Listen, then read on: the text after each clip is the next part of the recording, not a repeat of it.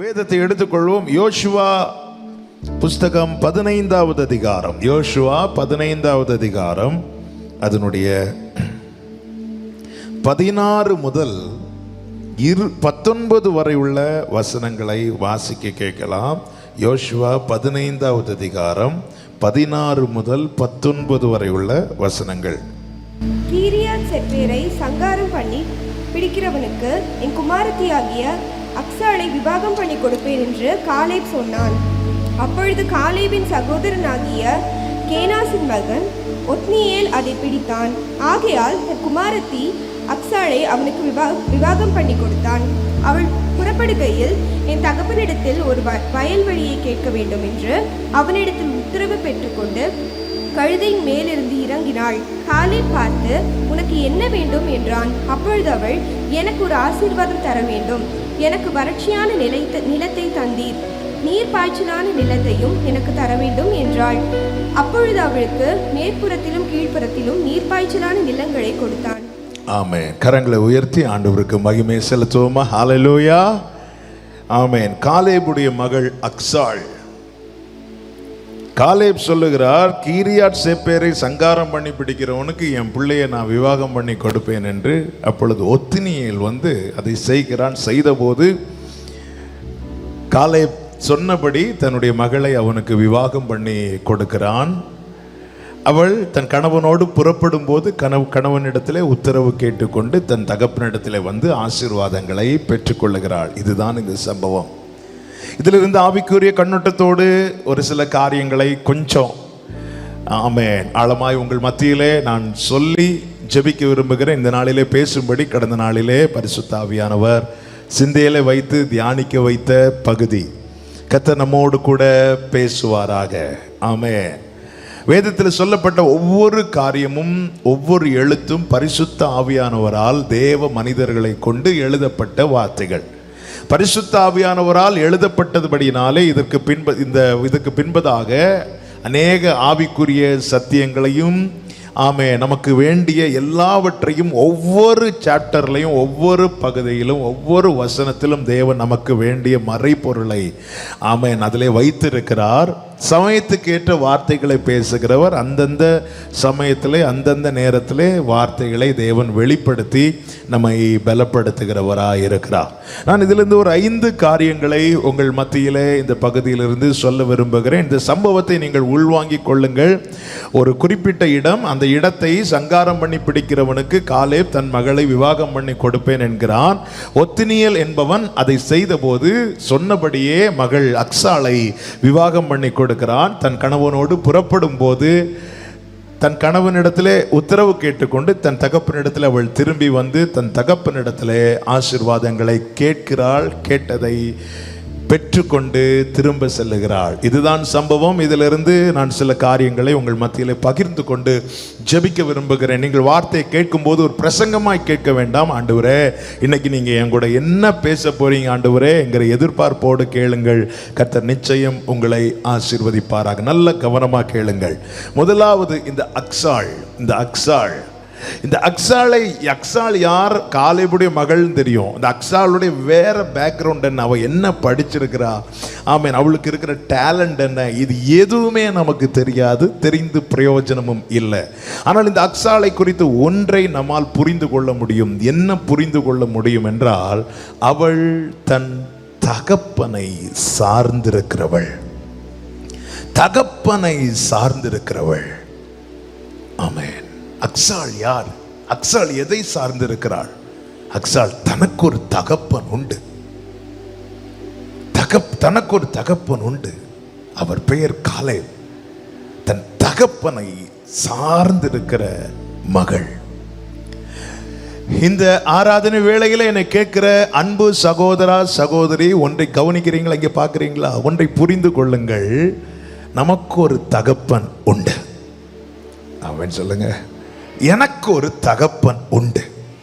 இந்த நாளிலே இந்த செய்தியிலே முதல்ல தேவன் நம்மோடு பேசி உறுதிப்படுத்துகிற வார்த்தை இதுதான். நமக்கு ஒரு தகப்பன் உண்டு. அக்சாளுக்கு ஒரு தகப்பன் உண்டு. அக்சாளுடைய காரியங்களை எல்லாம் நின்று நடத்தவும், அக்சாளை ஆசீர்வதிக்கவும் அக்சாளுக்கு ஒரு தகப்பன் காலேப் உண்டு. ஆனால் அதிலும் காலேபே ஆசீர்வதித்தவரை நாம் தகப்பனாய் கொண்டிருக்கிறோம். காலேபே உயர்த்தினவரை எனக்கு ஒரு தகப்பன் உண்டு. இந்த நாளிலே இந்த வார்த்தையை நீங்கள் கேட்கும் போது நீங்கள் கேட்கிற முதல் வார்த்தை இதுதான், உங்களுக்கு ஒரு தகப்பன் உண்டு. ஆமென். நம்மை அப்பா பிதாவே என்று அழைக்க வைத்தவர் அவர். எப்போ அழைப்பான்னு காத்திருக்கிறவர். இப்போ எனக்கு ஒரு குழந்தை பிறக்கும் போது அந்த பெற்றோர் எப்போ பிள்ளை அப்பான்னு கூப்பிடுன்னு காத்திருப்பாங்கல்ல. என் ஆண்டவர் அவர் எப்போ இவன் கூப்பிடுவான்னு காத்திருக்கிறது மாத்திரம் இல்ல, என்னை கூப்பிட வைக்கிறவர். என்னை கூப்பிட வைக்கிறவர். தாவீது என்ன சொல்றார்? உளையான சேற்றிலிருந்து என்னை தூக்கி எடுத்து கண்மலை மேல நிறுத்தி என் அடிகளை உறுதிப்படுத்தி அவரை துதிக்கும் புது பாடலை என் நாவிலே தந்தார். என்னை பாட வைக்கிறவர், என்னை கூப்பிட வைக்கிறவர். எனக்கு ஒரு தகப்பன் உண்டு. அக்சாளுக்கு சார்ந்திருக்க ஒரு தகப்பன் இருந்தது போல நான் என்றும் சார்ந்திருக்கும்படிக்கு எனக்கு ஒரு தகப்பன் உண்டு. எனக்கு ஒரு தந்தை உண்டு.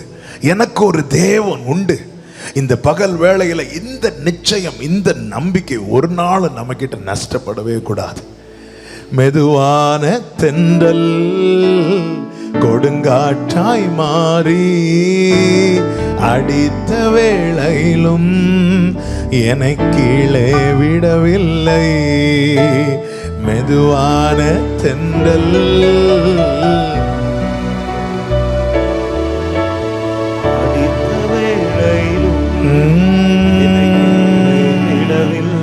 பாடுங்க. ஆமென்.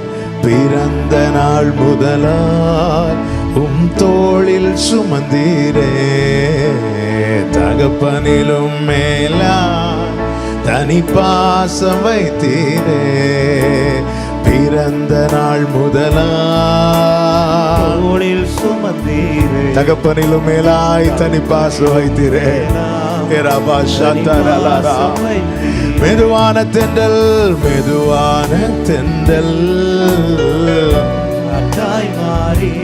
ஹல்லேலூயா என்னை கீழே விடவில்லை. மெதுவான தென்றல் கொடுங்காற்றாய் மாறி அடித்த வேளையிலும் என்னை கீழே விடவில்லை. நமக்கு ஒரு தகப்பன் உண்டு. நாம் சார்ந்திருக்க, நாம் நோக்கி கூப்பிட, ஹல்லேலூயா, நம்பி நம்மை கொடுக்க, நம்முடைய காரியங்கள் எல்லாவற்றையும் தெரிவிக்க, ஆமென், நமக்கு ஒரு தகப்பன் உண்டு. அதுதான் மீகாவிலே சொல்லப்பட்டிருக்கிறது, ராஜாவானவர் உன்னிடத்தில் இல்லையோ நீ எதுக்கு அழுற? ஆகாரை பார்த்து ஆண்டவர் கேட்டார், ஏன் அழுற? ஆமே, நீ ஆபிரகாம் இல்லைன்னு அழு.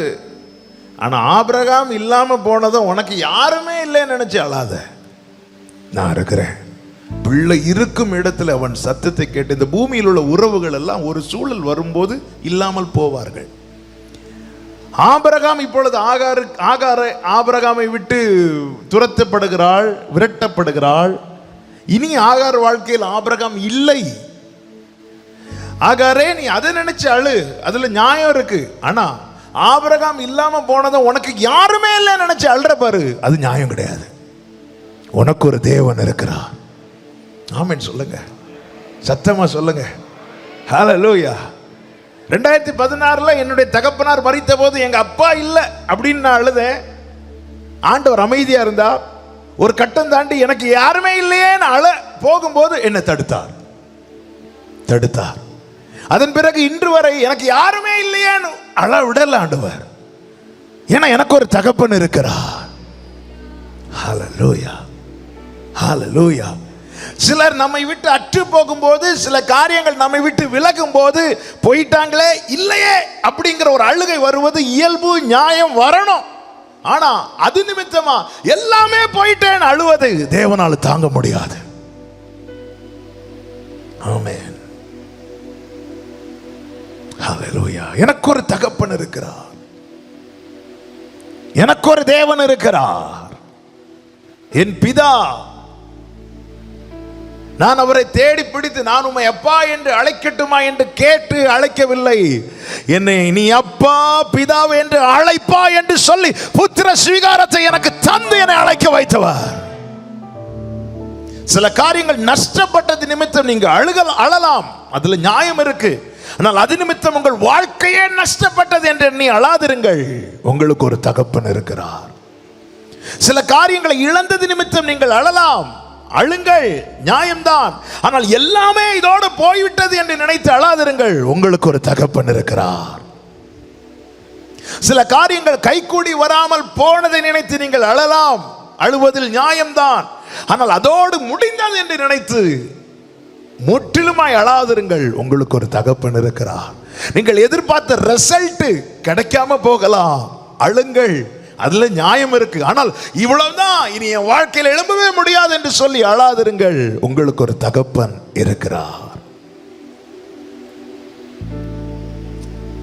பிறக்கும் முன்னமே என் பெயரை அறிந்தீரே,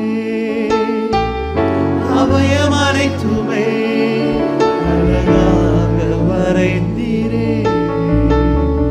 பிறக்கும் முன்னமே என் பெயரை அறிந்தீரே.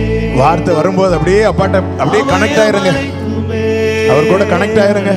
அப்படியே கைகளை உயர்த்தி கண்களை ஏறெடுத்து சொல்லுங்க, என்னிடம் உள்ளதையே உம்மிடம் ஒப்படைத்தே, அதை காத்திட வல்லவரே. உம்மிடம் ஒப்படைத்தே,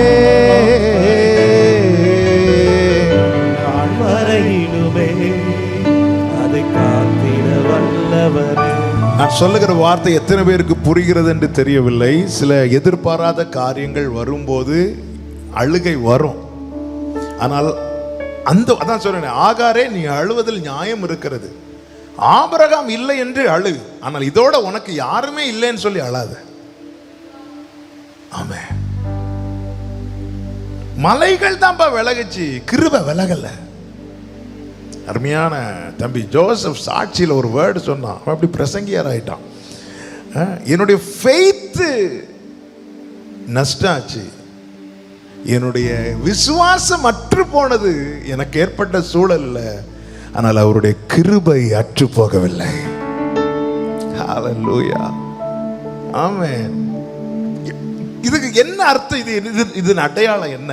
அடையாளம் ஒண்ணுதான். அவர் ஏற்படுத்தின உறவு, இந்த உறவை ஏற்படுத்தினது நான் அல்ல, இந்த உறவை ஏற்படுத்தினது அவர். ஆமென். ஒரு பிள்ளை, ஒரு தகப்பன் பிள்ளை உறவை ஏற்படுத்துகிறது. பிள்ளை அல்ல, தகப்பன். தகப்பனுடைய வித்து இந்த உறவை ஏற்படுத்தினது என் தகப்பன். தாவீதை நான் கண்டுபிடிப்பேன், ஆசீர்வதிப்பேன், அவனை அபிஷேகிப்பேன், அவன் மேல என் கை உறுதியா இருக்கும், என் கிருபையை விளக்க மாட்டேன், இப்படியெல்லாம் வாக்குறுதிகளை வாக்குத்தத்தங்களை சொல்லிட்டே போறார். என் உண்மை அவனோடு இருக்கும், அவனுக்கு நான் ஆணையிட்ட பொய் சொல்ல. ஏன் ஆண்டவரே இவ்வளோ காரியங்களை தாவீதுக்கு சொல்லதுக்கு? தாவீது எத்தனை நாள் ஃபாஸ்டிங் இருந்த ஆண்டவரே? தாவீது என்ன பண்ண ஆண்டவரேன்னு கேட்ட ஆண்டவர் சொல்லுவார், அவன் என்னை நோக்கி என் பிதாவே என்பான். என்ன அப்பான்ட்டான் பாரு. அப்பான்னு என்ன நம்புறான். நான் அவனுடைய தகப்பன் என்று நம்புகிறான், நான் அவனுடைய பிதா என்று நம்புகிறபடியால் ஒரு தகப்பன், ஒரு நல்ல தகப்பன் தன் பிள்ளைக்கு என்ன என்ன செய்வாரோ அதை எல்லாவற்றையும் நான் என் தாவீதுக்கு செய்வேன். இந்த நம்பிக்கை எத்தனை பேருக்கு இருக்கிறது? நான் சார்ந்து கொள்ளவும். ஹல்லேலூயா, thank you Father. நான் சார்ந்து கொள்ளவும், என்னுடைய காரியங்களை குமுறவும், உடைந்து அழுறதுக்கும் எல்லாத்துக்கும் எனக்கு ஒரு தகப்பன் இருக்கிறார். எனக்கு ஒரு தகப்பன் இருக்கிறார். கர்த்தருடைய நாமத்திற்கு மகிமை உண்டாவதாக. சில காரியங்கள் கைவிட்டு போகும்போது, சில காரியங்கள் நஷ்டப்படும் போது, நாம் எதிர்பாராத சூழலில் நாம் அகப்படும் போது அழுகையின் பள்ளத்தாக்கு உண்மைதான். ஆனால் அது இதோட எல்லாமே முடிந்து விட்டது, இதோட போச்சு அப்படி சொல்லி அழுவது தகப்பனுக்கு வேதனை உண்டாக்கும். அதுதான் மீகாவில் சொல்லப்பட்ட. ஏன் அழுற, ஏன் இப்படி அழுற? அந்த வசனத்தை வாசிங்க. மீகா தீர்க்க தரிசன புஸ்தகம் 2வது அதிகாரமா 4வது அதிகாரம் 9வது வசனம். இப்போதும் நீ சத்தமிட்டு கதறுவானேன், ராஜாவானவர் உன்னிடத்தில் இல்லையோ? எதுக்கு அழுற? கன்ஃபார்ம் பண்ணி சொல்லு. ஆண்டவரே, ஆபிரகாம் போயிட்டா ஆண்டவரே, ஓகே, வேற இல்லை ஆண்டவரே, அதுக்கு நான் அழுதானே ஆகணும். எஸ், அழு, அதுக்கு அழு. ஆனா அதோட எல்லாம் போச்சுன்னு நினைச்சு அழாத. பிள்ளை இருக்கும் இடத்திலே அவன் சத்தத்தை நான் கேட்டேன், பிள்ளையின் சத்தத்தை கேட்டேன். எசேக்கியாவிட்ட என்ன சொல்றார்? உன் விண்ணப்பத்தை கேட்டேன், உன் கண்ணீரை நான் கண்டேன். ஆனா ஆகார்ட்ட என்ன சொல்றார்? பிள்ளை இருக்கும் இடத்துல. நல்ல கவனமா கேளுங்க. எந்த இடத்துல எது இல்லைன்னு ஃபீல் பண்றோமோ அதுவாகவே நம்ம ஆண்டவர் வந்து விடுவார். எல்லாவற்றையும் எல்லாவற்றாலும் நிரப்புகிறவர் எனக்கு எல்லாவற்றுக்கும் எல்லாவுமா இருக்கிற நல்ல தகப்பனாய் இருக்கிறார். ஆமென். எனக்கு ஒரு தகப்பன் உண்டு. ஒரு தகப்பன் என்ன செய்வார்?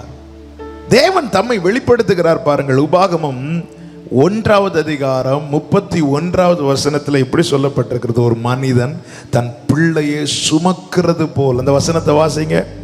ஒரு மனிதன் தன் பிள்ளையை சுமந்து கொண்டு போவது போல நீங்கள் இவ்விடத்திற்கு வருகிற வரைக்கும் நடந்து வந்த வழிகள் எல்லாவற்றிலும் உங்கள் தேவனாகிய கர்த்தர் உங்களை சுமந்து கொண்டு வந்ததை கண்டீர்களே.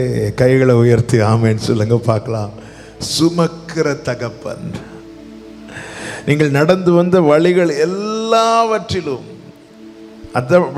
நடந்து வந்த வழிகள் எல்லாவற்றிலும். உலக தகப்பனுக்கும் உன்னத தகப்பனுக்கும் உள்ள வித்தியாசம் என்ன தெரியுமா? உலக தகப்பனுக்கு புயும் வலிக்கும், கொஞ்ச நேரத்தில் வலிச்சதும் என்ன பண்ணுவாங்க? யாராவது கையில் இருக்கிற பிள்ளைய வாங்க மாட்டாங்களா அப்படின்னு பார்ப்பாங்கல்ல. தாயிட்ட கொடுப்பாங்க, இல்லைன்னா யாராவது கொஞ்சம், ஏன்னா வலிக்கும். உன்னத தகப்பனுக்கு வலிக்காது. அவருக்கு தூக்கலைன்னா வலிக்கும், அவருக்கு என்ன சுமக்கலைன்னா வலிக்கும். ஹல்லேலூயா. காணாமல் போன ஆடு புதருக்கு இடையில சிக்கி கொண்டிருக்கிறது. மேய்ப்பன் தேடி போறார்.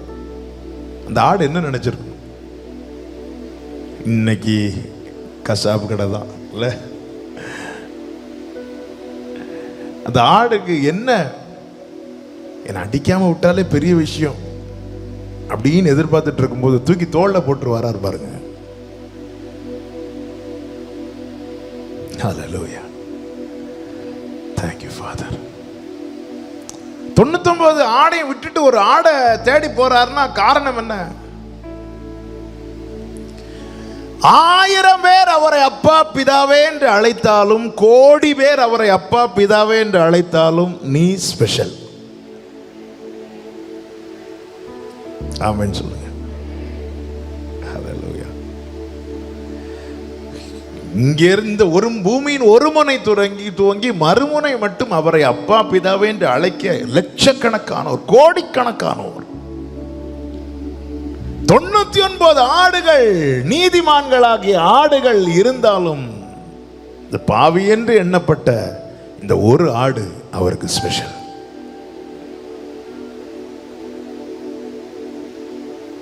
ஹல்லேலூயா. 99 ஆடுகளை மந்தையில விட்டுட்டு வரார். ஏன்? அது நீதிமான்கள் ஆகிவிட்டது, விட்டுட்டு வரார். இந்த ஒரு ஆடை தூக்கி தோள்ல வைக்கிறார். ஏன்? நீதிமானாய் மாற்ற. நான் நீதிமானாகி அவர் தோளில் ஏறி அமரவில்லை, என்னை நீதிமானாக்க அவர் தோளில் தூக்கி வைத்தார்.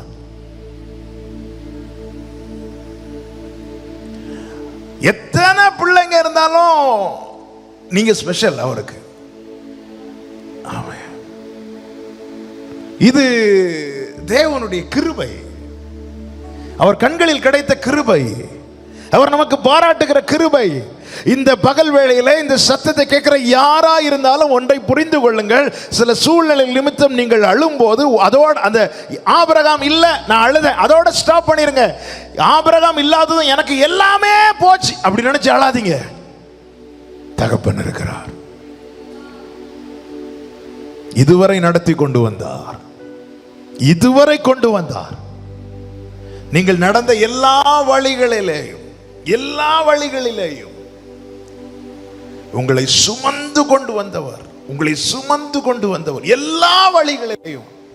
அப்போ எனக்கு நான் நடக்கும்படிக்கு என்னென்ன பாதைகள் நியமிக்கப்பட்டிருக்கிறதோ அத்தனை பாதையிலும் அவர் உண்டு. நீ தண்ணீரை கடக்க வேண்டி இருக்குப்பான்னு சொல்லிட்டு அவர் மறையவில்லை. நீ தண்ணீரை கடக்கும் போது நான் கூட இருக்கிறேன் என்றவர். நீ ஆறுகள் எல்லாம் கடக்கணும்பா, ரிஸ்க், நீ வந்துரு, நான் அந்த பக்கம் வெயிட் பண்றேன்னு சொல்லல. சீஷர்களை அக்கறைக்கு போக துரிதப்படுத்தி அனுப்பினது உண்மைதான். அனுப்பிவிட்டு அவர் ஒரு மலை மேல ஏறி உட்கார்ந்து ஜெபிக்க ஆரம்பிக்கிறார். அப்படி இருந்தும் அவருடைய நினைவு முழுவதும் சீஷர்கள் மேலதான் இருந்துச்சு. வேதம் சொல்லுகிறது அவர்கள் வருத்தப்படுகிறதை அவர் கண்டு,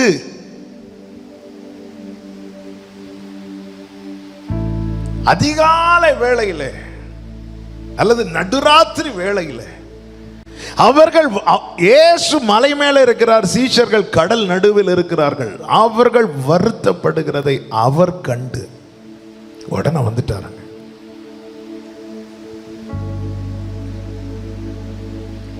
கூப்பிடும் வேளைகளிலே என்னை தப்புவிக்க ஆத்திரமாய் வந்தார். ஆமென். வருத்தப்படுகிறதை கண்டு, அதாவது நான் வருத்தப்படுறேன் அவருக்கு தெரிஞ்சிட்டுனா நான் அவர்கிட்ட தெரிவிப்பதற்கு முன்னே அவர் இருந்துருவார். அதுதான் என் ஆண்டவருடைய கிருபை. சீஷர்கள் அவரிடத்தில் தெரிவிப்பதற்கு முன்னே அங்க வந்துட்டார். நான் வருத்தப்படுகிறேன் என அவருக்கு தெரிந்து விட்டது என்றால் நான் அதை அவரிடத்தில் தெரிவிப்பதற்கு முன்னே அவர் அங்கே பிரசன்ட் ஆயிடுவார். ஹல்லேலூயா. கர்த்தருக்கு மகிமை உண்டாவதாக. எனக்கு ஒரு தகப்பன் உண்டு, அவர் என்னை சுமக்கிற தகப்பன். சுமக்கிறவர் மாத்திரமல்ல, ஏசாயா 1:2 வாசிங்க. 1வது அதிகாரம் அதனுடைய 2வது வசனத்தை வாசிங்க. வானங்களை கேளுங்கள், பூமியை செவிகொடு, கர்த்தர் பேசுகிறார். நான் பிள்ளைகளை வளர்த்து ஆதரித்தேன். இந்த வார்த்தையை பார்த்தீங்களா? நான் பிள்ளைகளை வளர்த்து ஆதரித்தேன். நான் வளர்த்தேன். ஹல்லேலூயா. டி மைனர் அழகான ஒரு பாட்டு பாடணுமே. என்னை வளர்த்தவர் நீ என்றும் நடத்திடுவீர். என்னை வளர்த்தவர் நீ என்றும். ஆமென். நான் வளர்த்தேன். என்னை இதுவரை வளர்த்தி கொண்டு வந்தது என்னுடைய தகப்பன், என் தேவன். வளர்த்து விடவில்லை, வளர்த்து ஆதரித்தேன். வளர்த்து ஆதரித்தேன்.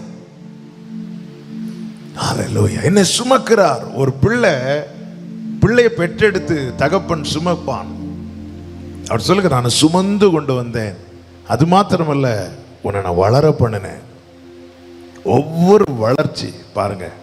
5 வயசு பிள்ளைக்கு அதுக்கேற்ற ட்ரெஸ் வாங்கி கொடுப்போம். 15 வயசு பிள்ளைக்கு அந்த வளர்ச்சி கேட்ட எல்லாவற்றையும் நம்ம பார்ப்போம். அப்போ நான் அப்போ செஞ்சது தான் இப்போ செய்வேன்னு சொல்லிட்டு 5 வயசுல வாங்கி கொடுத்த ட்ரெஸ் வாங்கி கொடுத்தா இல்லை, நம்ம பார்த்து பார்த்து செய்கிறோம். என்னை இதுவரை வளர்த்தி கொண்டு வந்துட்டார். எனக்கு இப்போ என்ன தேவை, எனக்கு நாளைக்கு என்ன தேவை என்பதை பார்த்து ஆதரிக்கிற ஒரு தகப்பன் எனக்கு இருக்கிறார்னு சொல்லுகிறவர்கள் நல்ல கரங்களை தட்டி ஆண்டவருக்கு மகிமை. நல்ல கரங்களை என்னை வளர்த்தவர் என்னை ஆதரிப்பார். என்னை வளர்த்தவர் என்னை ஆதரிப்பார். என்னை வளர்த்தவர் என்னை ஆதரிப்பார். நான் வளரவில்லை, அவர் என்னை வளர்த்தினார். என்னை வளர்த்தவர் என்னை ஆதரிப்பார். என்னை சுமந்தவர் தான் என்னை வளர்த்தினார். அது மாத்திரமல்ல, வாசிக்க வேண்டாம் சொல்லுங்க. எபிரேயர் 12:7 சொல்லப்பட்டிருக்கிறது, தகப்பன் சிட்சியாத புத்திரன் உண்டோ? அவர் சிட்சிக்கிறார். அவர் தகப்பனா இருக்கிறதின் அடையாளம் என்ன தெரியுமா? சில நேரத்தில் கிடைக்கிற சிட்சை.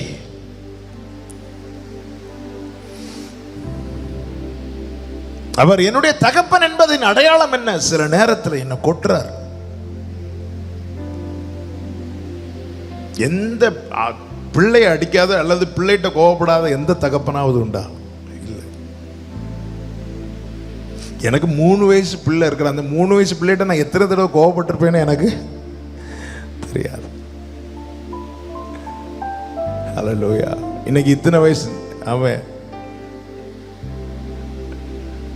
எந்த தகப்பனும் பிள்ளைகிட்ட கோவப்படாத எந்த தகப்பனுமே இருக்க முடியாது. சில நேரத்தில் அவர் சிட்சிக்கிறார். ஹல்லேலூயா. ஒரு தகப்பனுடைய கோபம் பிள்ளையை ஒரு நாள் அழிக்காது. ஒரு தகப்பனுடைய சிட்சை பிள்ளையை ஒரு நாள் அழிக்காது.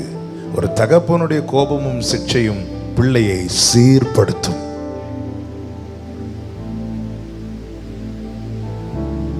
ஹல்லேலூயா. அவர் சிட்சிக்கிறார். ஆண்டவர் அடிக்கலாம் மாட்டார், அவர் இப்படிலாம் பண்ண மாட்டார், இப்படிலாம் பண்ண மாட்டார்னா அந்த மெசேஜ் சம்திங் ராங்.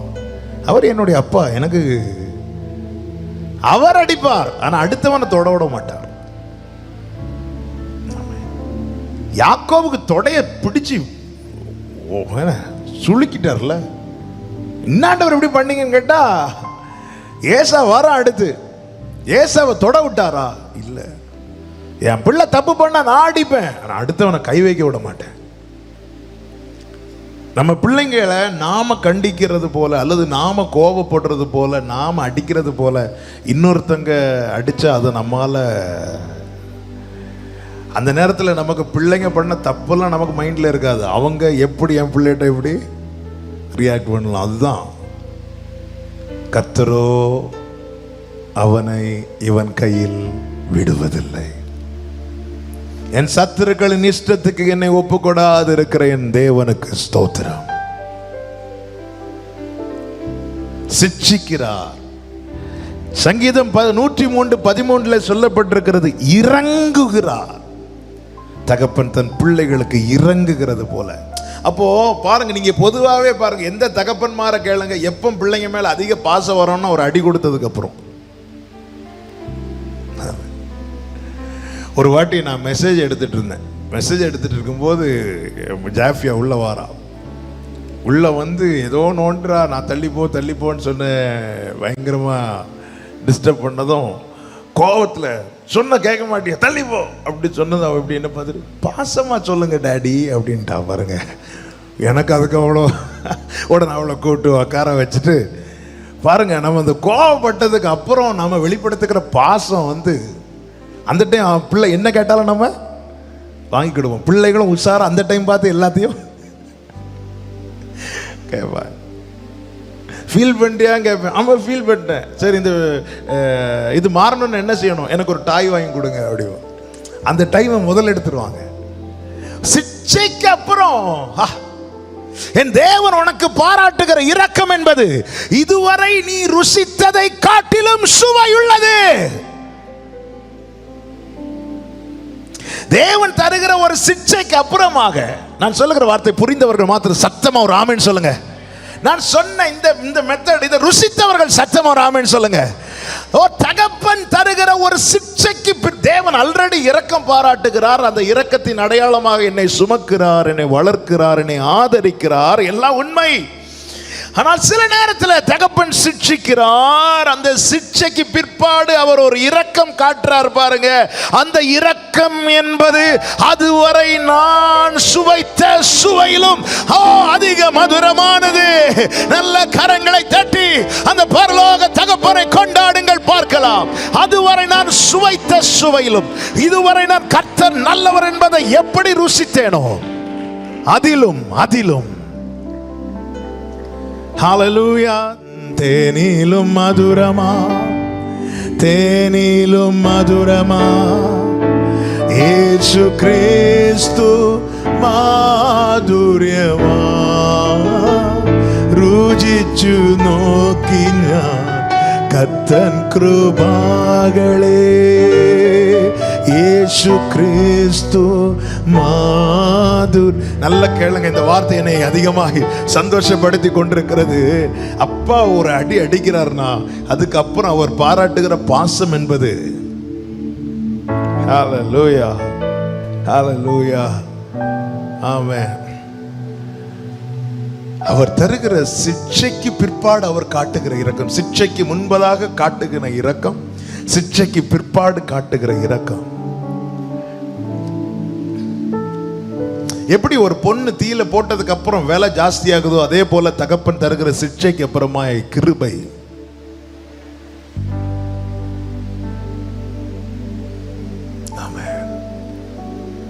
இன்று சில வேளை சிட்சிக்கப்படுகிற அனுபவத்தில் யாராவது இருக்கிறீங்கன்னு இந்த வார்த்தையை நான் உங்களுக்கு தீர்க்க தரிசனமாய் சொல்லுகிறேன். அவருடைய இரக்கம் புலம்பல் எழுதும் போது அதன் நடுவில் தான் தீர்க்கதரிசியை கொண்டு எழுதி வைத்தார், உடைய இரக்கங்களுக்கு முடிவில்லை. இத்தனை புத்தகங்கள் வேதத்தில் இருக்க ஏன் புலம்பல் எழுதி வைக்கணும்? சில நேரத்தில் புலம்ப விடுவார், அந்த இடத்துல நீ எவ்வளவுக்கு புலம்புரியோ அதிலும் அதிகமாய் அவருடைய இரக்கம் உனக்கு கிடைக்கப் பெறுவதை நீ பார்ப்பாய். அப்பொழுது அதே வாயால கர்த்தர் சொல்ல வைப்பார், ஓ உம்முடைய இரக்கங்களுக்கு முடிவு இல்லை. கரங்களை தட்டி ஆண்டவருக்கு மகிமை. நல்ல கரங்களை தட்டி ஹல்லேலூயா. உம்முடைய இரக்கங்களுக்கு முடிவு இல்லை. நமக்கு ஒரு தகப்பன் உண்டு. அக்சாள் தன் தகப்பனை சார்ந்திருந்தாள். நல்ல கவனிங்க, சார்ந்திருக்கிற அனுபவம் என்பது என்ன? கடந்த நாளில் இதே தான் ஆண்டவர் சமூகத்தில் இருந்தபோது சிம்பிளா ஒரு காரியத்தை ஆண்டவர் எனக்கு சொல்லி கொடுத்தார். அதை அப்படியே எழுதி வைத்தேன். பிதாவை சார்ந்திருப்பது அல்லது தேவனை சார்ந்திருப்பது என்றால் என்ன? சிம்பிள். பிதாவை சார்ந்திருக்கிற அனுபவம் என்பது நம்முடைய எல்லா காரியத்தையும் அவரே தீர்மானிப்பது. ஆமென். வரலையே சத்தமா? என்னுடைய A to Z டிசைட் பண்றது அவர். டிசைட் பண்ணுவார், என்கிட்ட அப்ளை பண்ணுவார், நான் அதை அக்செப்ட் பண்ணுவேன். அவ்வளவுதான். சார்ந்து இருக்கிற அனுபவம் என்பது கொஞ்ச நேரம் போர் அடிக்கும் போது வந்து அப்படி தோல்ல சாஞ்சிட்டு அப்புறம் அப்பா டாடி போயிட்டு வரேன்னு சொல்லிட்டு போவதல்ல. அவரை சார்ந்திருக்கிற அனுபவம் என்பது என்னுடைய எல்லாவற்றையும் தீர்மானிக்கிறது அவர்தான். சில சொல்லுவாங்கல்ல, அப்பா கிட்ட கேட்டுருங்க, அப்பா கிட்ட கேட்டுருங்க. என்னுடைய எல்லாவற்றையும், அதாவது நான் என்னதான் ஆவிக்குரியவன் என்று சொன்னாலும் நான் தேவன் தீர்மானிக்கிற காரியத்துக்கு எதிராக இருப்பேன் என்றால் நான் வேஷம் போடுகிறேன் என்ற அர்த்தம். நான் அவரை உண்மையான, அவருக்கு நான் ஒரு நேச பிள்ளையா அல்லது ஒரு நல்ல பிள்ளையா நான் இல்லை என்ற அர்த்தம். நான் அவரை சார்ந்திருக்கிறேன். அவர் தீர்மானிப்பார். உயர்வோ தாழ்வோ, நாசமோ மோசமோ, இப்படிதான் பவுல் சொல்றார். பசியோ பட்டினியோ, நிர்வாணமோ நாசமோ மோசமோ, வாழ்க்கையில எது எப்போ வரும்னு தெரியாது. ஆனா டிசைட் பண்றது அவர். நான் அவரால் பிடிக்கப்பட்டிருக்கிறேன், அதை அடைய ஓடிட்டு இருக்கிறேன். இது மட்டும்தான் எனக்கு தெரியும். வாழ்க்கையில் நிறைய சறுக்கல்கள் வந்தது, நிறைய கீறல்கள் வந்தது, வேதனை வந்தது. ஆனால் நான் ஓடிட்டே இருக்கிறேன். என் வாழ்க்கையில் எல்லாத்தையும், இந்த பாதை முள்ளா இருக்கணுமா அல்லது இந்த பாதை பொண்ணா இருக்கணுமா, இதெல்லாம் டிசைட் பண்றது அவர். நான் போயிட்டே இருப்பேன், அவ்வளவுதான். காரணம் நான் அவரை சார்ந்து இருக்கிறேன். வனாந்திரத்திலிருந்து தன் நேசர் மீது சாய்ந்து கொண்டு வருகிற இவள் யார்? அது சார்ந்திருக்கிற அனுபவம் என்பது நம்முடைய வாழ்க்கையில எல்லாவற்றையும் டிசைட் பண்றது, தீர்மானிக்கிறது கர்த்தர். நல்ல கேளுங்க, நீங்க உண்மையிலே அவருக்கு ப்ரையாரிட்டி கொடுக்குறீங்கன்னா அந்த டெசிஷன், ஒரு தீர்மானம் எடுக்கிற டைம் வரும் தெரியுமா, அந்த இடத்துல நீங்க அவரை கொடுங்க, அவருக்கு கொடுங்க. அப்படி இல்லைன்னா அது வெறும் சும்மா சொல்லிட்டு இருக்கணும், நான் சார்ந்து இருக்கிறேன் சார்ந்து இருக்கிறேன். ஹல்லேலூயா.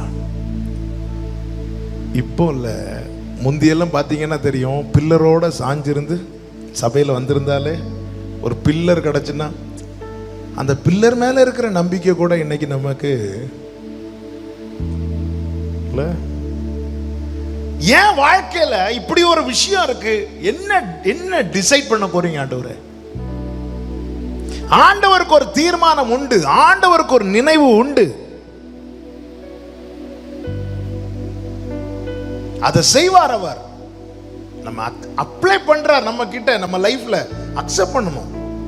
நான் அக்செப்ட் எஸ் சொன்னேன்னா நான் அவரை சார்ந்திருக்கிறேன் என்று அர்த்தம். நோ சொல்லிட்டேன்னா இல்ல ஆண்டவரே, எனக்கு வேற சில காரியங்கள் மேல நம்பிக்கை இருக்கு. என்ன காரியத்து மேல? என் சுயத்து மேல நம்பிக்கை இருக்கு. இந்த காரியத்துல இப்ப முடியாது ஆண்டவரே, நான் முடியாதுன்னு சொல்றேனால. அதாவது ஆவியானவர் நம்மை நடத்திட்டு போவார். அந்த இடத்துல அவரை துக்கப்படுத்துகிற காரியங்கள் வந்துட்டு நான் விட்டுருவார். ஒரு வீட்டுக்குள்ள நம்ம இருக்கிறோம் அல்லது ஒரு வீட்டுக்கு போறோம், நம்ம வேதனைப்படுத்துகிற காரியங்கள் அங்கே நடக்கிறதுன்னு வைத்துக்கொள்ளுங்க. எல்லார்ட்டையும் போயிட்டு வரேன் அப்படி சொல்லிட்டா போவோம். இல்லை, அவங்களுக்கே தெரியாம இறங்கி போயிடும். இதே தான் ஆவியானவர் செய்வார். அதனாலதான் சொல்லி துக்கப்படுத்திடாதவரை. அவர் ஒரு தீர்மானத்தோடு என்னை அழைத்து கொண்டு போகிறார். அவருடைய தீர்மானம் என்ன? பரிசுத்த ஆவியானவருடைய நினைவு என்ன? பரிசுத்த ஆவியானவருடைய தீர்மானம் என்ன? பிதாவாகிய தேவனுடைய சகல ஆழங்களையும் அவர் அறிந்திருக்கிறார். அப்போ என்னுடைய எல்லா டீட்டெயிலும் ஆவியானவருக்கு தெரியும். தெரிஞ்சுதான் வரார். தெரிந்து அப்ப என்னை எந்த பாதையில் நடத்த வேண்டுமோ அந்த பாதையில் நடத்ததான் வருகிறார். வந்து என்னை நடத்துகிறார். ஆமென்.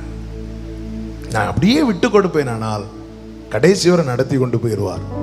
இல்ல விடாம பிடிவாதமா இருப்பேனா அவர் விட்டுருவார். அதுதான் சங்கீதம் 81 சொல்லப்பட்டிருக்கிறது. அவர்களுடைய இருதய கடினத்துக்கு நான் அவர்களை விட்டுவிட்டேன்.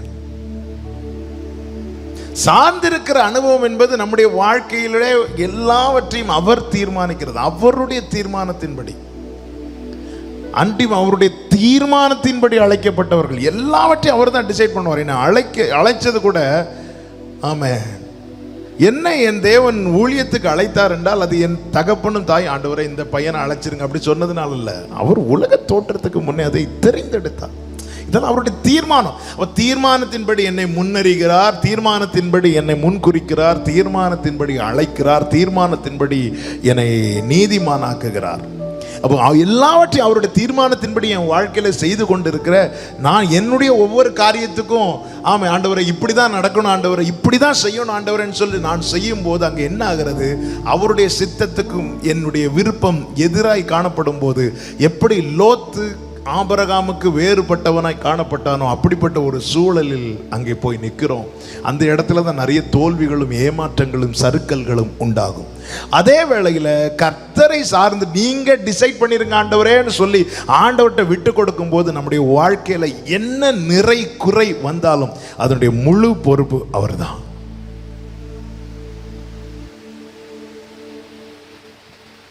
கம்ப்ளீட்டா டிபெண்ட் பண்ணி இருக்கிற அனுபவம், முழுவதுமாய் சார்ந்திருக்கிற அனுபவம்.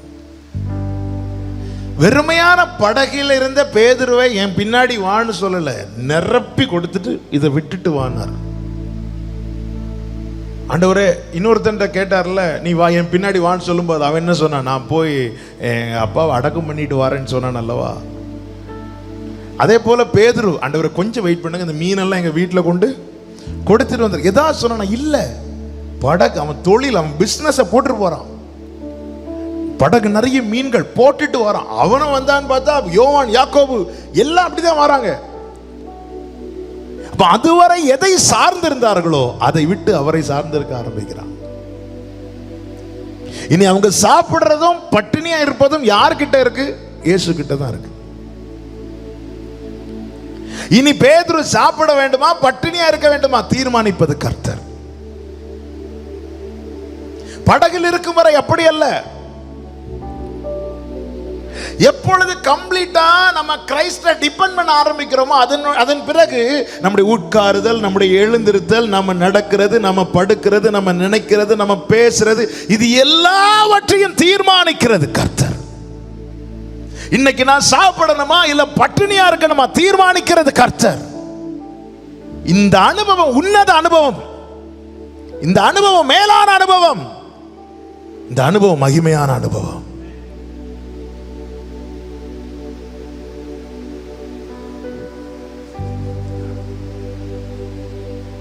பெற்றோர் ஊழிய ஆரம்பத்தில் பட்டினியில் பல நாட்கள் இருந்திருக்கிறார்கள். கம்ப்ளீட்டா எல்லாவற்றையும் விட்டு ஆண்டவரை டிபெண்ட் பண்ணாங்க. எல்லா நாளும் நல்ல ஒரே மாதிரியான சூழ்நிலையா இல்ல. சில நாட்களில் பட்டினி, வியாதி, பலவீனங்கள். நாகர்கோவில் ஊழியத்துக்கு வந்து ஆரம்பத்தில் என்னுடைய தகப்பனார் 12 மாதம் படுக்கையில் இருந்தார்.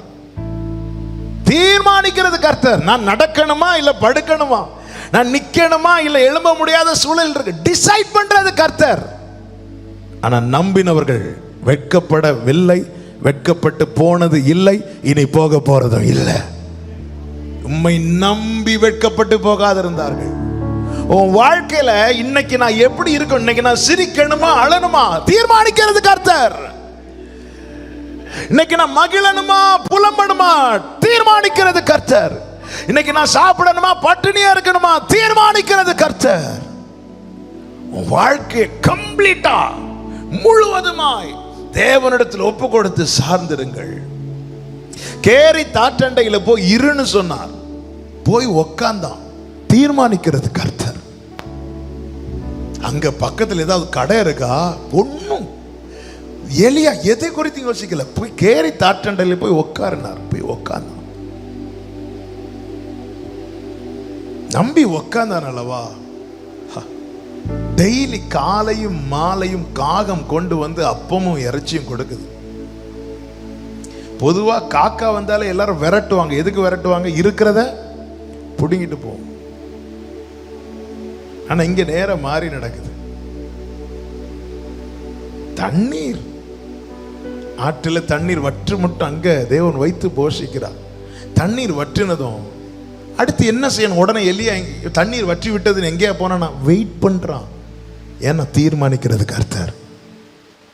தண்ணீர் இல்லாத இடத்துல நான் இருந்து சாகணுமா இல்ல தண்ணீர் உள்ள இன்னொரு இடத்துக்கு போக வேண்டுமா, அது என்னுடைய டிசிஷன். நான் டிசைட் பண்ணக்கூடாது, தீர்மானிக்கிறது கர்த்தர். எலும்புனார், எலும்பு சாரிபாத்துக்கு போனார். அங்க போய் கர்த்தர் சொல்லும் வரை இருந்தான். தீர்மானிக்கிறது கர்த்தர். நான் அவரை முழுவதுமாய் சார்ந்திருப்பதின் அடையாளம் என்ன தெரியுமா? என்னுடைய ஒவ்வொரு காரியத்திலையும் டெசிஷன் அவர் எடுக்கணும்.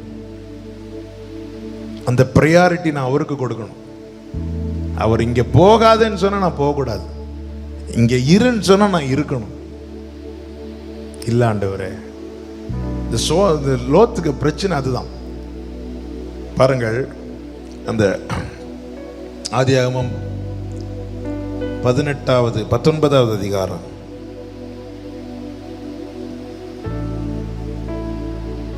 17 முதல் வாசிங்கள். அவர்களை வெளியே கொண்டு போய் விட்ட பின்பு அவர் உன் ஜீவன் தப்ப ஓடிப்போ, பின்னிட்டு பாராதே, இந்த சமபூமியில் எங்கும் நில்லாதே, நீ அழியாதபடிக்கு மலைக்கு ஓடிப்போ என்றார். அவனுக்கு கொடுக்கப்பட்ட டைரக்ஷன் நீ மலைக்கு போ அப்படிங்கிறார். அதுக்கு லோத்து சொல்ற வார்த்தை கேளுங்க. அதற்கு லோத்து, அப்படி அல்ல ஆண்டவரே. இதுதான் நம்ம பண்ற பெரிய பிரச்சனை.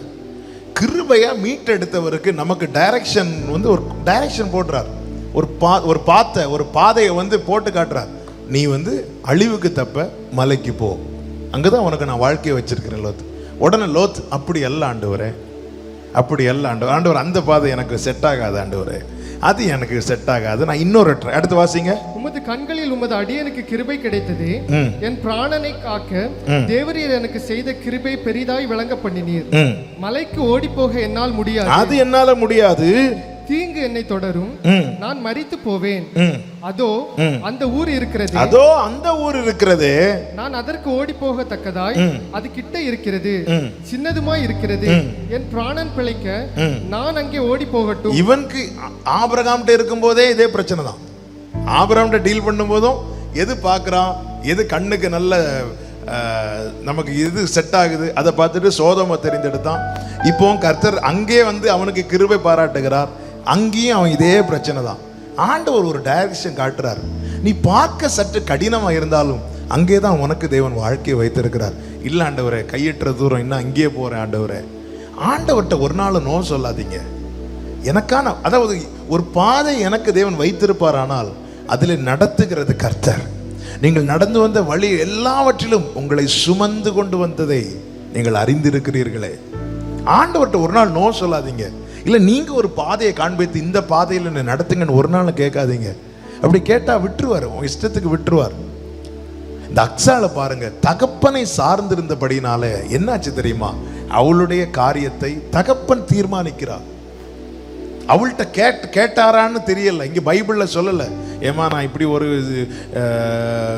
இது சொல்லியிருக்கிறேன், ஓகேவா? எதுவுமே கேட்கல. ஏன்னா தன் மகளை குறித்து நம்பிக்கை. நான் எஸ்ன்னு அவளுக்கு எஸ், நான் நோன்னா நோ. அதுக்கு மேல அவ எதுவுமே என்கிட்ட புலம்ப மாட்டான். இந்த ஒரு குறிப்பிட்ட இடத்தை பிடிக்கிறவனுக்கு என் மகளை கொடுப்பேன், இது தகப்பனுடைய வார்த்தை. அவ போய் முரண்டு பிடிக்கல, அவ சண்டை போடல. காரணம், தகப்பனை டிபெண்ட் பண்ணி இருக்கிறவளுக்கு தெரியும், என் வாழ்க்கையில தேவன் எதை செய்தாலும் நன்மைக்காக தான் செய்வார். என் வாழ்க்கையில தேவன் எதை அனுமதித்தாலும் என் நன்மைக்காக தான் செய்வார். தன் தகப்பன் மேல அப்படி ஒரு நம்பிக்கை. ஆமென். நம் தகப்பன் மேல இப்படி ஒரு நம்பிக்கை வருதா? இப்படி பண்ணிட்டீங்களே அப்படி கேட்கிறோமா? இல்ல ஆண்டவரே, நீங்க இது இப்படி ஒரு காரியத்தை எனக்கு அனுமதிச்சிருக்கிறீங்கன்னா இதுக்கு பின்னாடி எனக்கு ஒரு நன்மையை வச்சிருக்கிறீங்க ஆண்டவரே. தீர்மானம். என் வாழ்க்கையில எந்த ஒரு காரியத்தையும் தீர்மானிக்கிறது கர்த்தர். இந்த நிலையில் நான் எப்பொழுது வருகிறேனோ அதுதான் நான் முழுவதுமாய் அவரை சார்ந்திருக்கிறேன் என்ன அர்த்தம். சார்ந்திருக்கிறேன். நல்ல கேளுங்க. அதாவது இந்த ஒரு ஆவிக்குரிய கண்ணோட்டத்தோடு சொல்லுகிறேன். கெத்செமனே தோட்டத்துக்கு போனார்ல, நான் அந்த சம்பவத்துக்குள் போகல. அந்த ஒரு ஸ்பிரிச்சுவல், அந்த தேவன் டிசைட் பண்றது பாருங்க. 1 மணிக்கே ஜோம் பண்ணு அப்படிங்கிறார். ஓகே, அவங்க தூங்குறாங்க, அது வேற விஷயம். 3 தடவை வந்து சொல்லிட்டு 3ஆவது தடவை முடிச்சுட்டு வரும்போது சொல்றார், இனி போதும். சொன்னாரா இல்லையா? இனி போதும் அப்படின்னு என்ன அர்த்தம்? நான் எவ்வளவு நேரம் ஜெபிக்கணும்னு டிசைட் பண்றது அவர் தான். இப்ப ஜெபம் பண்ணு, ஓகே போதும் பாப்பா, இப்ப தூங்கு. அந்த கம்ப்ளீட்டா டிபெண்ட் பண்ணி இருக்கும்போது இந்த அனுபவத்தை நீங்க டேஸ்ட் பண்ணணும். 5 பாயிண்ட் சொன்னேன், 1லே முடியுது. ஆமென். அதாவது பிரேயர் பண்ணு, நைட்டு பேதுரு ஜெபம் பண்ணு, ஒரு 1 hour ஜெபம் பண்ணு. அவர் சொல்லுவார். 3ஆவது தடவை வந்துட்டு சொல்றாரு, நீ ஜெபம் பண்ணல, 1 மணிக்கு ஒரு போ, உனக்கு 4 மணிக்கு ஒரு பனிஷ்மெண்ட், ஜெபம் பண்ணு. அப்படி இல்ல, போதும் இன்னும் இழைப்பார். போதும். நான் எப்ப ஜெபிக்கணும், எவ்வளவு நேரம் ஜெபிக்கணுங்கிறதே அவர் தீர்மானிப்பார். திடீர்னு 2 மணிக்கு எழுப்பி விடுவார், 3 மணிக்கு எழுப்பி விடுவார். அப்போ ஆண்டவரே காலைல 5 மணிக்கு ஜெபம் விட்டுருவார். அதுக்கப்புறம் அந்த 5 மணியை பார்க்க முடியாது, அதுக்கப்புறம் 8 மணி தான் பார்க்க முடியும். விட்டுருவார். அவர் சொல்ல நேரத்தில் எனக்கு போன் வரும்போது நான் பேசணும், நான் கட் பண்ணி விட்டுட்டு நான் திருப்பி போன் பண்ணும்போது அவர் எடுப்பாருன்னு. அவரை கண்டடையத்தக்க சமயத்தில் அவரை தேடுங்கள். அவர் சமீபமா இருக்கையில் அவரை ஒரு டைம் உங்களுக்கு ஆண்டவர். நம்ம ரெகுலர் பிரேயர் அது வேற, நான் அதை தாண்டி சொல்லிட்டு இருக்கிறேன். தேவன் உங்களை உணர்த்தி ஜெபிக்கணும்னு உங்களுக்கு தோணிட்டுன்னா ஒரு இடத்தை கண்டுபிடிச்சு போய் உக்காந்துருங்க. அப்போ ஏதோ ஒன்று உங்ககிட்ட ஷேர் பண்ண விரும்புறாருன்னு அர்த்தம். அந்த நேரத்தை தட்டிட்டு, இல்லாண்ட ஒரு டயர்டா இருக்கு, இன்னைக்குள்ள ப்ரோக்ராம், இன்னைக்கு இங்கெல்லாம் பார்க்க வேண்டியிருக்கு, இன்னாரெல்லாம் சந்திக்க வேண்டியிருக்கு, ஆண்டவரே இப்போ ஜெபிக்க டைம் இல்லைன்னு சொல்லிட்டு நீங்க படுத்துட்டு காலையில் எழும்பி அந்த நேரத்தில், அதாவது தேவன் தட்டி எழுப்புற நேரத்தில் உங்ககிட்ட ஒரு 15 நிமிஷம் தான் பேசுறதுக்கு இருக்கும். அந்த தேவன் உணர்த்துக்கிற நேரத்தில் நாம் ஒரு 15 நிமிஷம் ப்ரேயர் பண்ணா கூட அது பயங்கர எஃபெக்டிவா இருக்கும். அந்த நேரத்தை தட்டிட்டு அதுக்கப்புறம் நம்ம 1 மணிக்கு இருந்தாலும் அது எஃபெக்டே இல்லாத ப்ரேயராக தான் இருக்கும். கடமைக்கு பண்ணது போல இருக்கு. அந்த 1 மணிக்கு சரி இன்னும் 15 நிமிஷம் இருக்கு, என்ன செய்ய, ஒரு பழைய பாட்டை பாடுவோம். இன்னைக்கு அநேகருடைய ப்ரேயர் லைஃப் இப்படி ஆயிட்டு. நான் எப்போ ப்ரேயர் பண்ணணுங்கிறத தீர்மானிக்கிறது கூட அவர் தான். தாவீது சொல்லுகிறார், என்னுடைய உட்காருதல், என்னை எழுந்திருத்தல், நான் நடக்கிறது, நான் படுக்கிறது, எனக்கு முழுவதுமாய் அவரை சார்ந்து கொண்டதுனால அவனுடைய ஒவ்வொரு செயலிலும் தேவனுடைய கிருபையும் தேவனுடைய கரமும் இருப்பதை அவன் ருசித்தான். எனவே தான் சொல்லுகிறான், பாதாளத்தில் படுக்கை போட்டாலும் அங்கே உங்க கை என்ன பிடிக்கும், என்னை விடமாட்டீங்க ஆண்டவரே, விடமாட்டீங்க. நான் ஒரு பாதையை தெரிந்தெடுத்தாலும், அப்போ தெளிவாய் தெரியுது, நான் ஒரு பாதையை தெரிந்தெடுத்தால் அது கண்டிப்பா அது எங்க தான், என்னதான், பாதாளம். பாதாளத்தில் போய் யாராவது படுக்க போடுவாங்களா? இல்லை. ஆனால் நாம தெரிந்தெடுக்கிற பாதையெல்லாம் எங்கே தான் போவோம்? பாதாளம் தான். மனுஷனுக்கு செவ்வையாய் தோன்றுகிற வழிகள் உண்டு, அதன் முடிவோ யார்? இதான் பாதாளம்பா, அங்க போய் படுக்க போட்டு பெட்டு போட்டு தூங்கின யாராவது கேட்போமா? இல்ல. ஆனா நாம தெரிந்தெடுக்கிற வழிகள்லாம் பாதாள வழிகள். அதை தான் சொல்ல, நான் பாதாளத்தில் படுக்கை போட்டாலும். மனுஷனுக்கு செவ்வையா 1000 காரியங்கள் தோணலாங்க. சார்ந்து இருக்கிறவர்கள் வாழ்க்கையில கர்த்தர் டிசைட் பண்ணுவார், அவர் தீர்மானிப்பார். இதை செய், இதை செய்யக்கூடாது, இது நடக்கும், இது நடக்கக்கூடாது. அவர் எஸ்னா எஸ், நோனா நோ. ஹல்லேலூயா. முழுவதுமாய் தகப்பனை சார்ந்திருங்கள். இவள் சார்ந்து இருக்கிறாள்.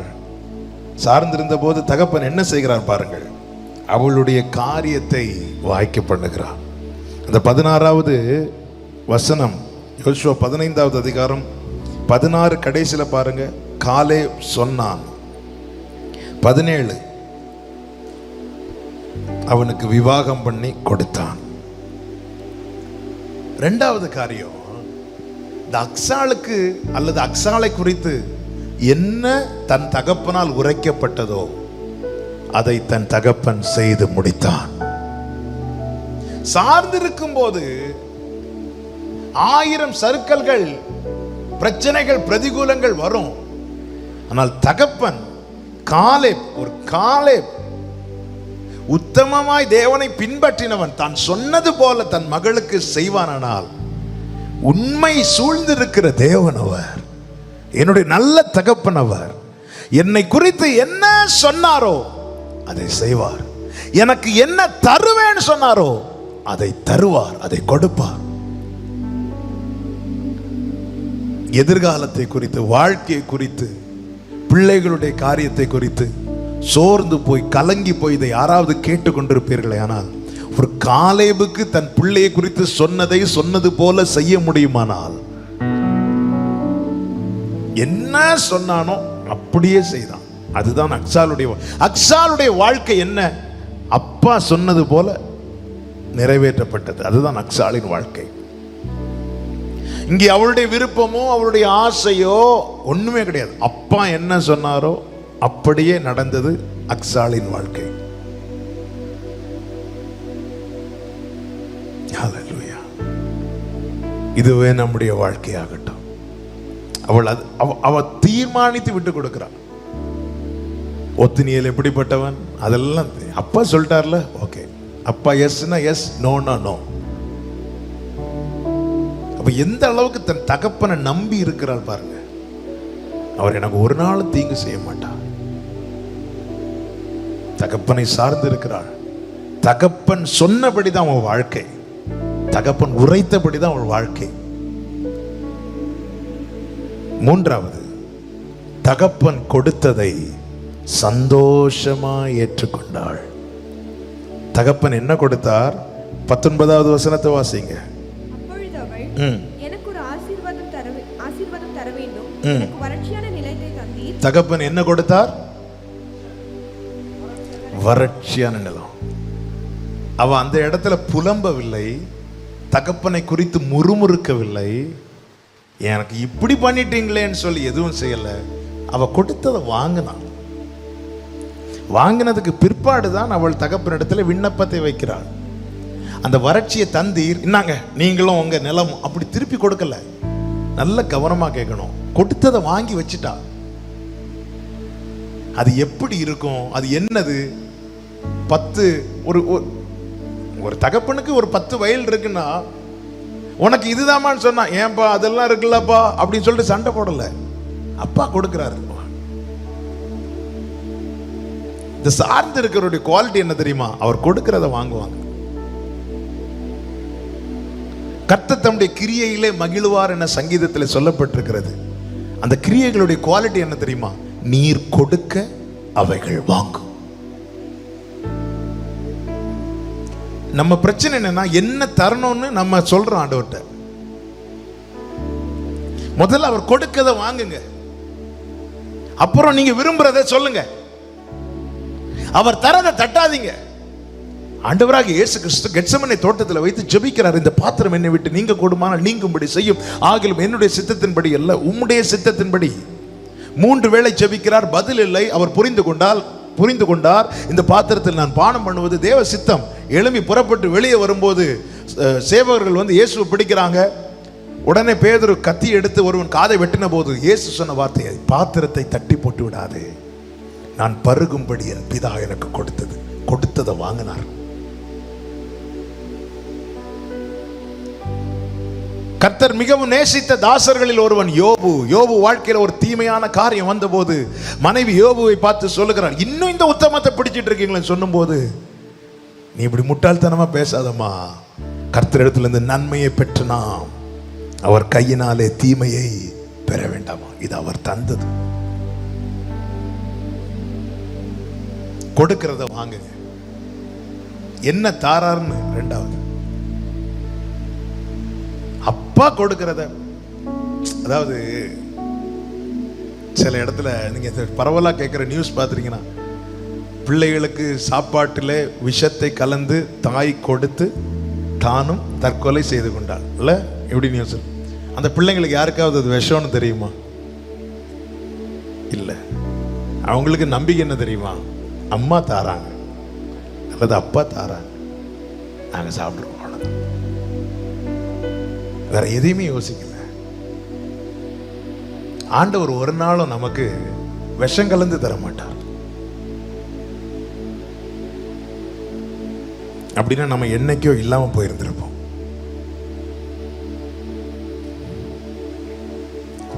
കൊടുക്കത தேவன் சில ദുഃഖത്തിന്റെ പാനപാത്രം കർത്താവിന്റെ കയ്യിൽ തന്നാ സന്തോഷത്തോടതും വാങ്ങി ഹല്ലേലൂയ പാടിടും. அப்பா நீங்க நான் இந்த பாத்திரத்தில் நான் பானம் பண்ணுவது உமக்கு சித்தம் ஆண்டவரே. இது கொஞ்சம் வேதனையா இருக்குப்பா, இது கொஞ்சம் கடினமா இருக்கு. இல்லப்பா இது நீ என்னை குடிச்சுதான் ஆகணும். Okay daddy. இந்த எசேக்கியலுக்கு பாருங்க, எசேக்கியல் புஸ்தகம் 2வது அதிகாரம்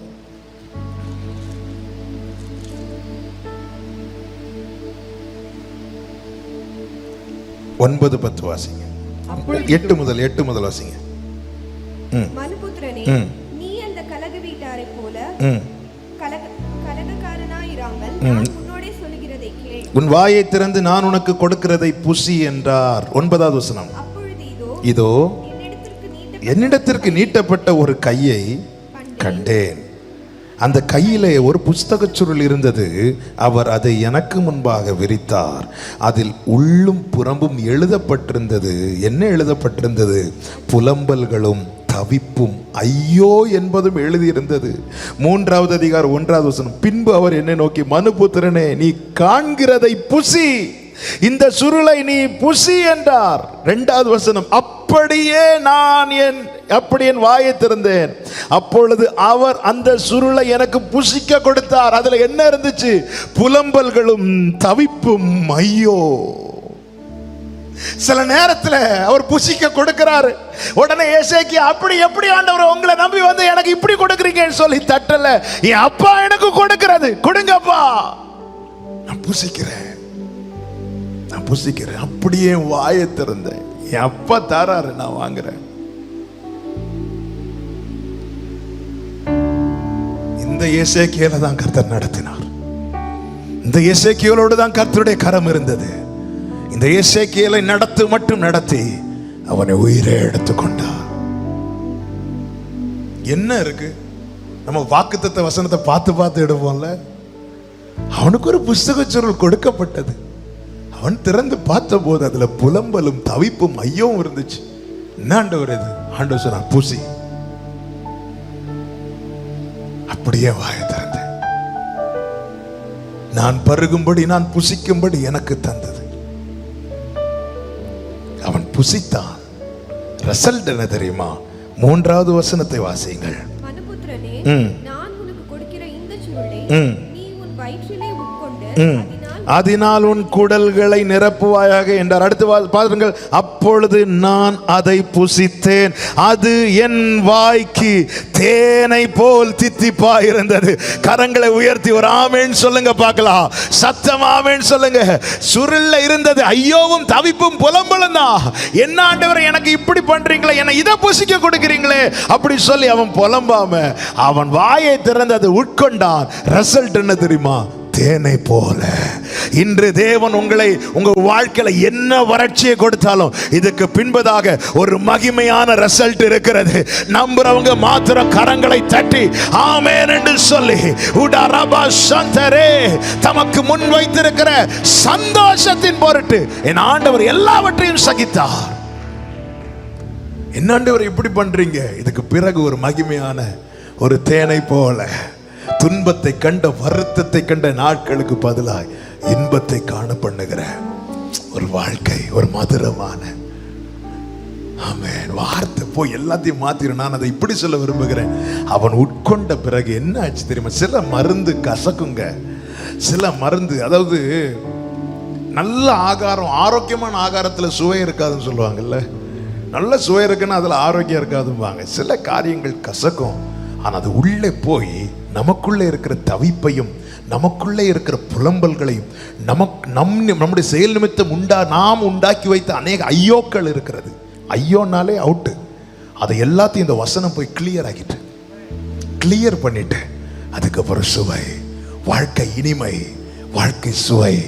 அவர் தரத வாங்குங்க,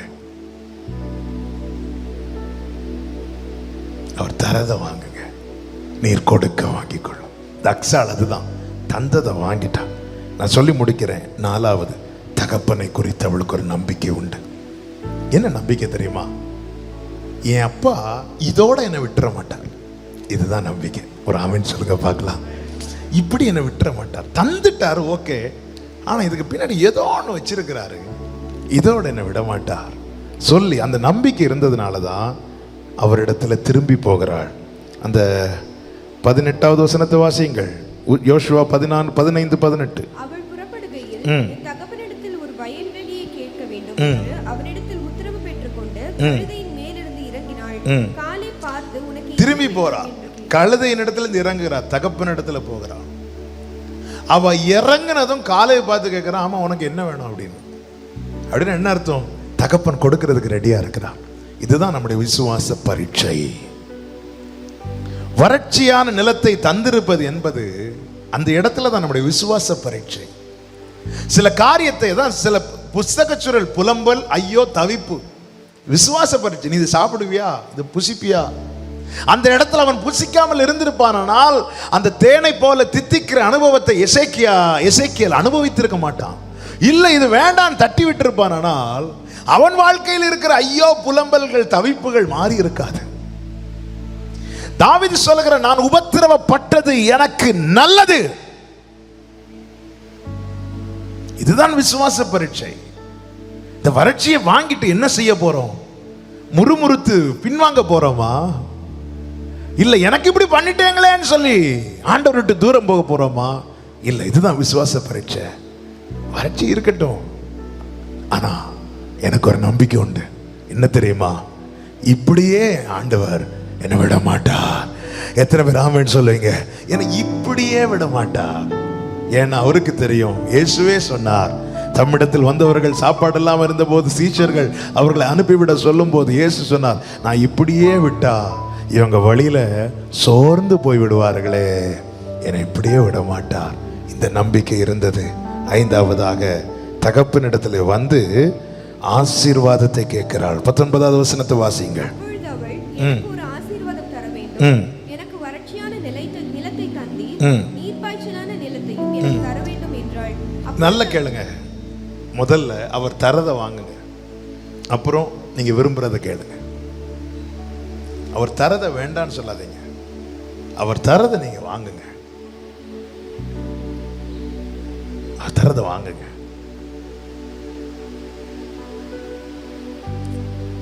அவர் தருவார். பாருங்க, இதை ஏசாயா 30வது அதிகாரம் சில வசனங்கள் அப்படியே மைண்ட்ல ஓடிட்டே இருக்குது. Thank you holy spirit. 30-20. ஆண்டவர் உங்களுக்கு துன்பத்தின் அப்பத்தையும் உபத்திரவத்தின் தண்ணீரையும் கொடுத்தாலும், அப்ப இங்க கர்த்தர் என்ன கொடுக்கிறார்? துன்பத்தின் அப்போ, உபத்திரவத்தின் தண்ணீர். அவர் சிலட்ட தருவார், வாங்குங்க. கொடுத்தாலும் உன் போதகர் உனக்கு மறைந்திருக்க மாட்டார். தரத வாங்குங்க, வாங்கிட்டு அவரை நம்புங்க. நம்புங்க. என்ன நம்பிக்கை தெரியுமா? ஆமென், இன்னும் என் அப்பாக்கு ஏதோ ஒன்று செய்ய போகிறா, இதிலே நான் நம்பிக்கையா இருப்பேன். யோபு சொல்லுகிறார், எனக்கு குறித்திருக்கிறதை அவர் நிறைவேற்றுவார். எனக்கு கொண்டு போட்டாலும் நான் நம்புவேன். எனக்கு அவர் மேல இருக்கிற நம்பிக்கை மட்டும்.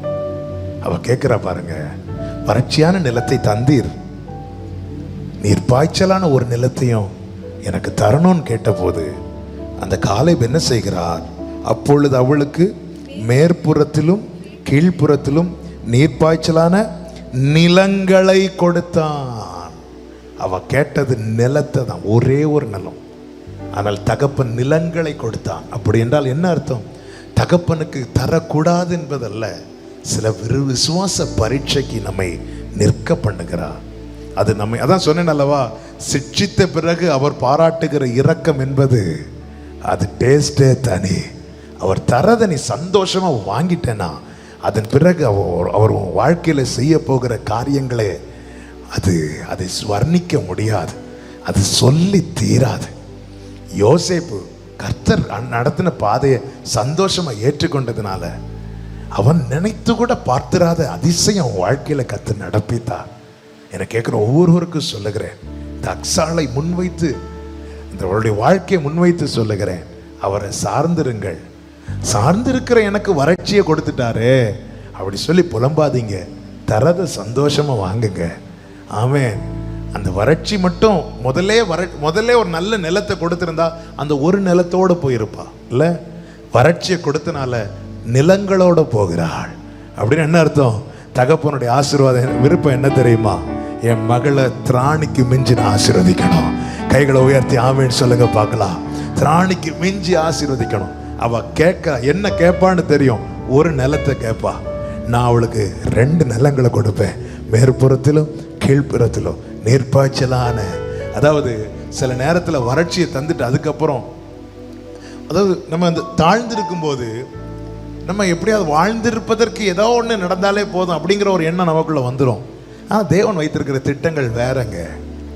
ஆமென், ஹல்லேலூயா. அதாவது அவர்கிட்ட வேற நிலைமை இல்லாததுனால வறட்சியை தரல, எல்லாத்தையும் வச்சுட்டு தான் வறட்சியை தந்திருக்கிறார். ஆமென். எல்லாம் வேற, அதாவது தூதர்கள் உணவு அவரிடத்தில் இருக்கிறது. அப்படி இருந்தும் துன்பத்தை அப்பத்தை அவர் புசிக்க கொடுக்கிறாரா? அவர்கிட்ட வேற ஒண்ணுமே இல்லை. சில வீட்டில் எதுவுமே இருக்காது, பழையது தான் இருக்கும், அது மட்டும் தான் இருக்கும், இதை சாப்பிடு அப்படின்னு. ஆண்டவர் சில நேரத்தில் துன்பத்தின் அப்பத்தை புசிக்க கொடுப்பது அவர்கிட்ட வேற எதுவுமே இல்லாததுனால அல்ல. நீ என்ன செய்யற? அதை வாங்குறியா? அப்பா தானே தராருன்னு சொல்லிட்டு வாங்குறோமா? அதை வாங்கிட்டேன்னா நீ ஜெயிச்சிட்டேன்னு அர்த்தம். ஆமென் சொல்லுங்க. அப்பா தரதை நீ கை நீட்டி வாங்கிட்டேன்னா நீ ஜெயிச்சிட்டேன்னு அர்த்தம். உன் வாழ்க்கை துளிர் விட போகிறது என்று அர்த்தம். உன் வாழ்க்கை பிரகாசிக்க போகிறது என்று அர்த்தம். கர்த்தர் இந்த வார்த்தை மூலமாய் உங்களை ஆசீர்வதிப்பாராக. கண்களை மூடி தேவ சமூகத்திலே தாழ்த்தி, ஆண்டவரே, ஒரு 2 நிமிஷம் முழங்கால் போட முடிந்தவர்கள் முழங்கால் படிக்கிட்டு, அப்பா இந்த அக்சாலை போல என்ன தீர்மானிக்கணுமோ தீர்மானிச்சிருங்க, என்ன தரணும்னு சித்தமா இருக்கோ தந்துருங்க. நான் இன்னும் உம்மை நம்புவே. 2 நிமிஷம் நீங்க ஜெபம் பண்ணுங்க, முடிச்சிடலாம். இன்னும் உம்மை நம்புவே. 2 காரியத்தை சொல்லி ஜெபம். 1, என்ன டிசைட் பண்ணணுமோ டிசைட் பண்ணிக்கோங்க. 2, என்ன தந்தாலும் நான் வாங்குறேன்ப்பா.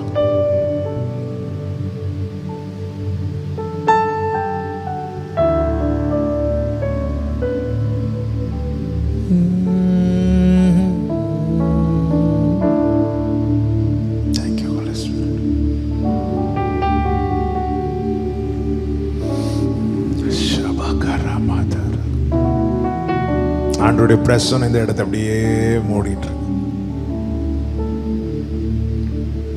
We bless your name.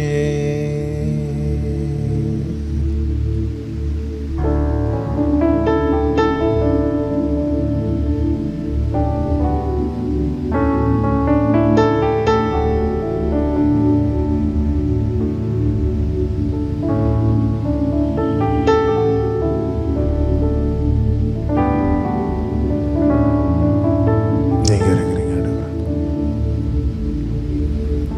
ஏதும் இல்லை, எந்த கவலை இல்லை, துணையாளர் என்னை விட்டு விலகவில்லை. ஏதும் இல்லை என்ற கவலை, ஓ என்னை விட்டு விலக அப்படியே ரெண்டு கைகளை உயர்த்தி சொன்னதை செய்திடும் தகப்பனவர், சொன்னதை செய்திடும் தகப்பன. சொல்லுங்க, நம்புவேன் நம்புவேன். தகப்பனே, காலேபே தன் பிள்ளைக்கு இப்படி செய்வானாடா. நீங்க காலேபே ஆசீர்வதிச்சவர் ஆண்டவரே, நல்ல தகப்பனீர் ஆண்டவரே. நீங்க எது தந்தாலும் எனக்கு அதுல தீமை இருக்காதுப்பா. நான் எதிர்பாராத நன்மை அது நிமித்தம் இருக்கிறது.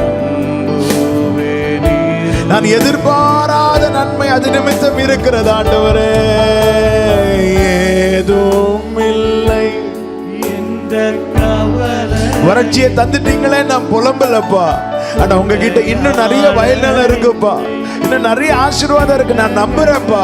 எனவே நான் உம்மிடத்துல கேட்கிறேன் ஆண்டவரேன்னு சொல்லி தக்ஷாலை போல புலம்பாம கேளுங்க, முறுமுறுக்காம கேட்கிற அனுபவம் உண்டாவதாக இயேசு கிறிஸ்துவின் நாமத்தில். உடாரபா சந்தரா கபதரா பலரா ஏபா மதரா, சொன்னதை செய்திடும் தகப்பனவர்,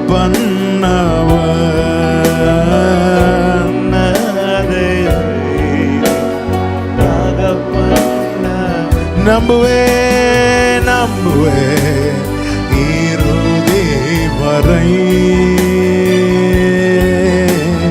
நம்புவே. ஓ ஃபாதர்,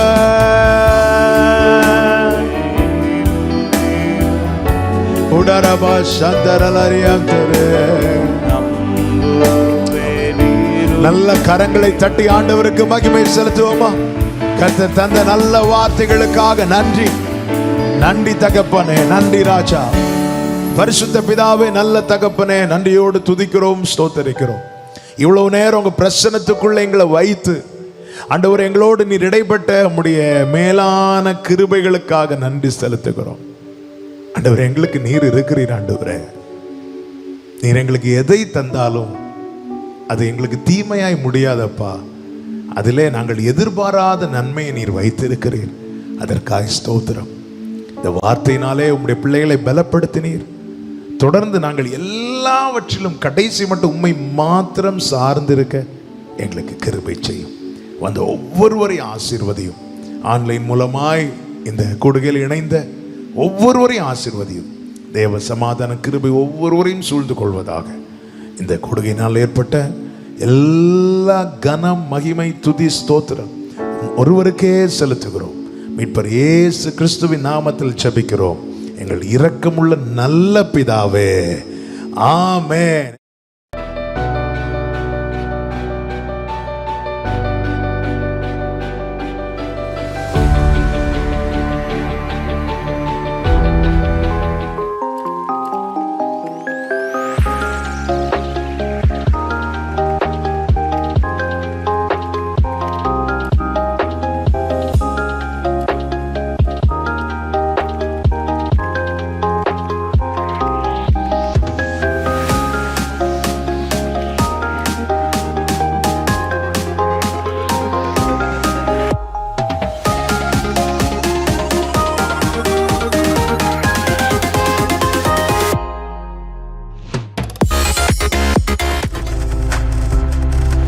நீங்கள் பார்த்து கொண்டிருப்பது உங்கள் ஜாய் டிவி. உங்கள் துக்கம் சந்தோஷமாய் மாறும்.